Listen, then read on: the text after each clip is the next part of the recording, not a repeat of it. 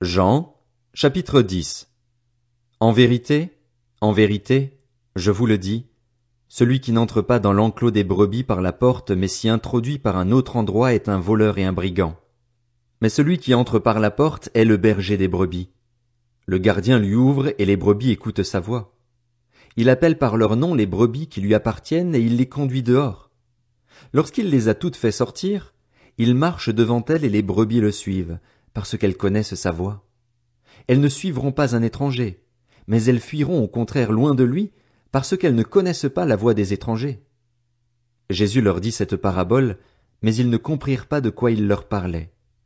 Jésus leur dit encore, en vérité, je vous le dis, je suis la porte des brebis. Tous ceux qui sont venus avant moi sont des voleurs et des brigands, mais les brebis ne les ont pas écoutés.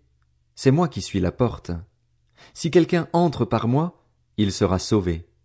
Il entrera et sortira, et il trouvera de quoi se nourrir. Le voleur ne vient que pour voler, égorger et détruire. Moi, je suis venu afin que les brebis aient la vie et qu'elles l'aient en abondance. Je suis le bon berger. Le bon berger donne sa vie pour ses brebis. Le simple salarié, quant à lui, n'est pas le berger et les brebis ne lui appartiennent pas. Lorsqu'il voit venir le loup, il abandonne les brebis et prend la fuite. Alors le loup s'en empare et les disperse. Le simple salarié s'enfuit, car il travaille pour de l'argent et ne se soucie pas des brebis. Moi, je suis le bon berger. Je connais mes brebis et elles me connaissent, tout comme le Père me connaît et comme je connais le Père. Je donne ma vie pour mes brebis. J'ai encore d'autres brebis qui ne sont pas de cet enclos. Celles-là aussi, il faut que je les amène. Elles écouteront ma voix et il y aura un seul troupeau, un seul berger. Le Père m'aime, parce que je donne ma vie pour la reprendre ensuite. Personne ne me l'enlève, mais je la donne de moi-même. J'ai le pouvoir de la donner et j'ai le pouvoir de la reprendre. Tel est l'ordre que j'ai reçu de mon Père. Ces paroles provoquèrent de nouveau une division parmi les Juifs. Beaucoup d'entre eux disaient, « Il a un démon, il est fou, pourquoi l'écoutez-vous » D'autres disaient, « Ce ne sont pas les paroles d'un démoniaque. Un démon peut-il ouvrir les yeux des aveugles ?» On célébrait alors à Jérusalem la fête de la dédicace. C'était l'hiver. Jésus marchait dans le temple, sous le portique de Salomon. Les Juifs l'entourèrent et lui dirent, « Jusqu'à quand nous laisseras-tu dans l'incertitude? Si tu es le Messie, dis-le-nous franchement. » Jésus leur répondit, « Je vous l'ai dit et vous ne croyez pas. Les œuvres que je fais au nom de mon Père témoignent en ma faveur, mais vous ne croyez pas parce que vous ne faites pas partie de mes brebis, comme je vous l'ai dit. Mes brebis écoutent ma voix, je les connais et elles me suivent. Je leur donne la vie éternelle. Elles ne périront jamais et personne ne pourra les arracher à ma main. Mon Père, qui me les a donnés, est plus grand que tous et personne ne peut les arracher à la main de mon Père.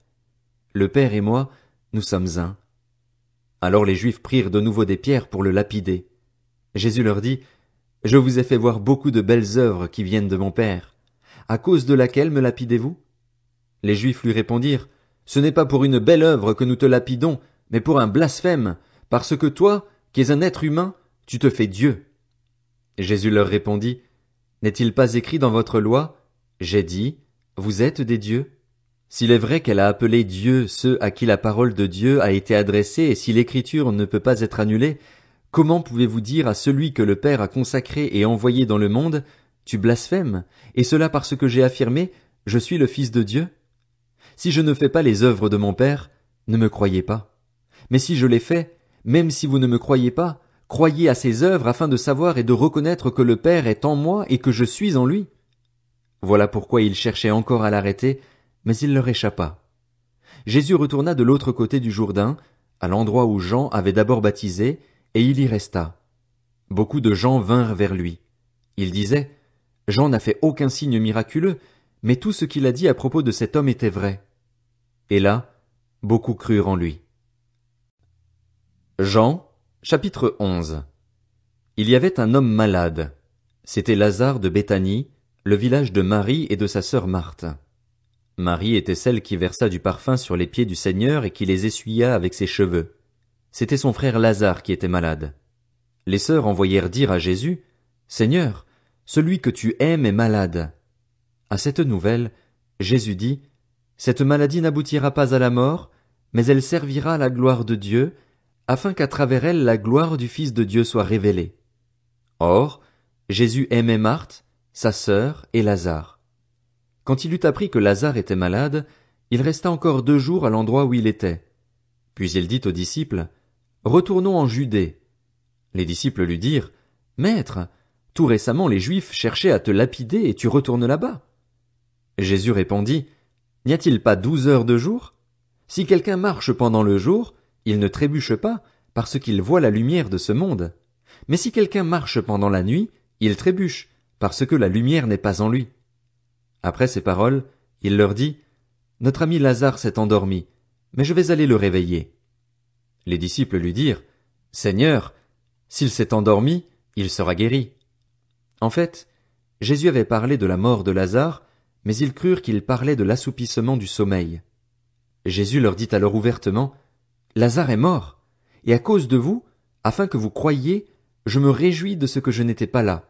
Mais allons vers lui. » Là-dessus Thomas, appelé Didyme, dit aux autres disciples, « Allons-y, nous aussi, afin de mourir avec lui. » À son arrivée, Jésus trouva que Lazare était depuis 4 jours déjà dans le tombeau.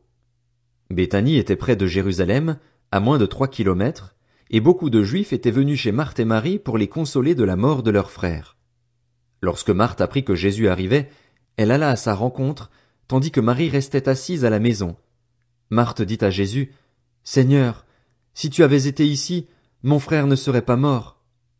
Cependant, même maintenant, je sais que tout ce que tu demanderas à Dieu, Dieu te l'accordera. » Jésus lui dit, « Ton frère ressuscitera. » Je sais, lui répondit Marthe, qu'il ressuscitera lors de la résurrection, le dernier jour. Jésus lui dit, « C'est moi qui suis la résurrection et la vie. Celui qui croit en moi vivra, même s'il meurt. Et toute personne qui vit et croit en moi ne mourra jamais. Crois-tu cela? » Elle lui dit, « Oui, Seigneur, je crois que tu es le Messie, le Fils de Dieu, qui devait venir dans le monde. » Après avoir dit cela, elle alla appeler secrètement sa sœur Marie en lui disant, « Le Maître est ici et te demande. » À ces mots, Marie se leva sans attendre et alla vers lui.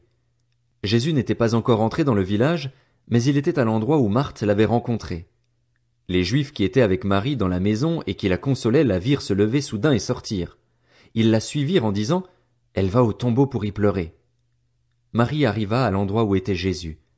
Quand elle le vit, elle tomba à ses pieds et lui dit, « Seigneur, si tu avais été ici, mon frère ne serait pas mort. » En la voyant pleurer, elle et les Juifs venus avec elle, Jésus fut profondément indigné et bouleversé. Il dit, « Où l'avez-vous mis? » « Seigneur, lui répondit-on, viens et tu verras. » Jésus pleura. Les Juifs dirent alors, « Voyez comme il l'aimait. » Et quelques-uns d'entre eux dirent, « Lui qui a ouvert les yeux de l'aveugle, ne pouvait-il pas aussi faire en sorte que cet homme ne meure pas? » Jésus, de nouveau profondément indigné, se rendit au tombeau. C'était une grotte. Une pierre fermait l'entrée. Jésus dit, « Enlevez la pierre. » Marthe, la sœur du mort, lui dit, « Seigneur, il sent déjà, car il y a 4 jours qu'il est là. » Jésus lui dit, « Ne t'ai-je pas dit que si tu crois, tu verras la gloire de Dieu? » Ils enlevèrent donc la pierre de l'endroit où le mort avait été déposé. Jésus leva alors les yeux et dit, « Père, je te remercie de ce que tu m'as écouté. Pour ma part, je savais que tu m'écoutes toujours, mais j'ai parlé à cause de la foule qui m'entoure, afin qu'ils croient que c'est toi qui m'as envoyé. » Après avoir dit cela, il cria d'une voix forte, « Lazare, sors !» Et le mort sortit, les pieds et les mains attachés par des bandelettes et le visage enveloppé d'un linge. Jésus leur dit, « Détachez-le et laissez-le s'en aller. » Beaucoup de Juifs qui étaient venus auprès de Marie et qui virent ce que Jésus avait fait crurent en lui. Mais quelques-uns d'entre eux allèrent trouver les pharisiens et leur racontèrent ce que Jésus avait fait. Alors les chefs des prêtres et les pharisiens rassemblèrent le Sanhédrin et dirent, « Qu'allons-nous faire? En effet, cet homme fait beaucoup de signes miraculeux. Si nous le laissons faire, tous croiront en lui et les Romains viendront détruire et notre ville et notre nation. » L'un d'eux, Caïphe, qui était grand prêtre cette année-là, leur dit, « Vous n'y comprenez rien. Vous ne réfléchissez pas qu'il est dans notre intérêt qu'un seul homme meure pour le peuple et que la nation tout entière ne disparaisse pas. Or il ne dit pas cela de lui-même, mais comme il était grand prêtre cette année-là, il prophétisa que Jésus devait mourir pour la nation. Et ce n'était pas pour la nation seulement, c'était aussi afin de réunir en un seul corps les enfants de Dieu dispersés. Dès ce jour, ils tinrent conseil pour le faire mourir. C'est pourquoi Jésus ne se montra plus ouvertement parmi les Juifs, mais il se retira dans la région voisine du désert, dans une ville appelée Éphraïm, où il resta avec ses disciples. La Pâque des Juifs était proche, et beaucoup de gens montèrent de la campagne à Jérusalem avant la Pâque pour se purifier. Ils cherchaient Jésus et se disaient les uns aux autres dans le temple, « Qu'en pensez-vous? Ne viendra-t-il pas à la fête ?» Or les chefs des prêtres et les pharisiens avaient donné l'ordre que, si quelqu'un savait où était Jésus, il le dénonce, afin qu'on l'arrête. Jean, chapitre 12. 6 jours avant la Pâque, Jésus arriva à Béthanie où était Lazare qu'il avait ressuscité. Là, on lui offrit un repas. Marthe servait et Lazare était parmi ceux qui se trouvaient à table avec lui. Marie prit un demi-litre d'un parfum de nard pur très cher, en versa sur les pieds de Jésus et lui essuya les pieds avec ses cheveux. La maison fut remplie de l'odeur du parfum. Un de ses disciples, Judas l'Iscariote, fils de Simon, celui qui allait le trahir, dit « Pourquoi n'a-t-on pas vendu ce parfum 300 pièces d'argent pour les donner aux pauvres ?» Il disait cela non parce qu'il se souciait des pauvres, mais parce que c'était un voleur, et, comme il tenait la bourse, il prenait ce qu'on y mettait. Jésus dit alors « Laisse-la, elle a gardé ce parfum pour le jour de mon ensevelissement. En effet, vous avez toujours les pauvres avec vous, tandis que moi, vous ne m'aurez pas toujours. » Une foule de Juifs apprirent que Jésus était à Béthanie. Ils y vinrent, non seulement à cause de lui, mais aussi pour voir Lazare qu'il avait ressuscité. Les chefs des prêtres décidèrent de faire mourir aussi Lazare parce que beaucoup de Juifs les quittaient et croyaient en Jésus à cause de lui. Le lendemain, une foule nombreuse de personnes venues à la fête apprirent que Jésus se rendait à Jérusalem. Elles prirent des branches de palmier et allèrent à sa rencontre en criant « Hosanna! Béni soit celui qui vient au nom du Seigneur, le roi d'Israël !» Jésus trouva un ânon et s'assit dessus, conformément à ce qui est écrit « N'aie pas peur, fille de Sion. Voici ton roi qui vient, assis sur le petit d'une ânesse. » Sur le moment, ses disciples ne comprirent pas ce qui se passait, mais, lorsque Jésus fut dans sa gloire, ils se souvinrent que ces choses étaient écrites à son sujet et qu'on les avait faites pour lui. Tous ceux qui étaient avec Jésus quand il avait appelé Lazare à sortir du tombeau et l'avait ressuscité lui rendaient témoignage. C'est aussi la raison pour laquelle la foule vint à sa rencontre, parce qu'elle avait appris qu'il avait fait ce signe miraculeux. Les pharisiens se dirent donc les uns aux autres, « Vous voyez que vous ne gagnez rien. Voici que tout le monde se met à le suivre. » Il y avait des non-juifs parmi ceux qui étaient montés pour adorer pendant la fête. Ils s'adressèrent à Philippe, qui était de Bethsaïda en Galilée, et lui demandèrent, « Seigneur, nous voudrions voir Jésus. » Philippe alla le dire à André, puis André et Philippe le dirent à Jésus. Jésus leur répondit, « L'heure où le Fils de l'homme va être élevé dans sa gloire est venue. En vérité, je vous le dis, si le grain de blé tombé en terre ne meurt pas, il reste seul. Mais s'il meurt, il porte beaucoup de fruits. Celui qui aime sa vie la perdra, et celui qui déteste sa vie dans ce monde la conservera pour la vie éternelle. Si quelqu'un me sert, qu'il me suive, et là où je suis, là aussi sera mon serviteur. Si quelqu'un me sert, le Père l'honorera. Maintenant mon âme est troublée. Et que dirai-je? Père, délivre-moi de cette heure. Mais c'est pour cela que je suis venu jusqu'à cette heure. Père, révèle la gloire de ton nom. Une voix vint alors du ciel. J'ai révélé sa gloire et je la révélerai encore. La foule qui était là et qui avait entendu disait que c'était le tonnerre.